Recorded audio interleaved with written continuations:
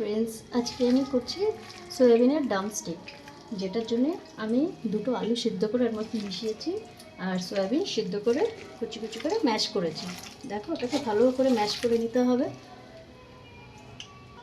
এরপরে আমি একে একে স্বাদ মতন নুন দেবো, এতে যার যতটা পরিমাণে লাগে সেই হিসেবে দেবে।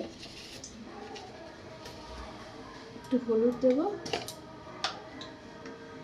গুঁড়ো লঙ্কা, আর এটা হচ্ছে সানরাইজের মিট মশলা। এরপরে আমি আদা, রসুন, টমেটো আর পেঁয়াজ একসাথে পেস্ট করে রেখেছিলাম, ওটা দেবো না। তারপরে এতে সবকটাকে মেশাবো। এরপরে আমি পাউরুটি কুচি কুচি করে দেবো, এটাকে হার্ড করার জন্য।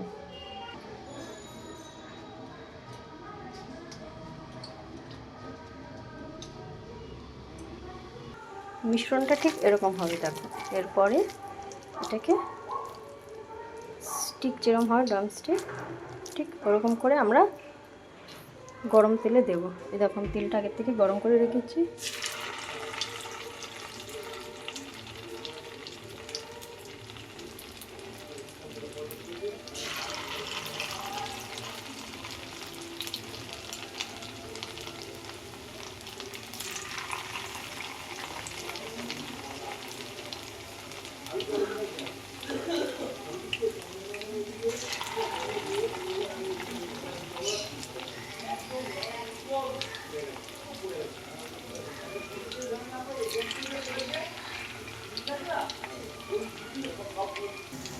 দেখো, ড্রামস্টিক ভাজাগুলো ঠিক এরকম হবে। দেখো কত সুন্দর লাগছে দেখতে, লাল ভাজা হবে।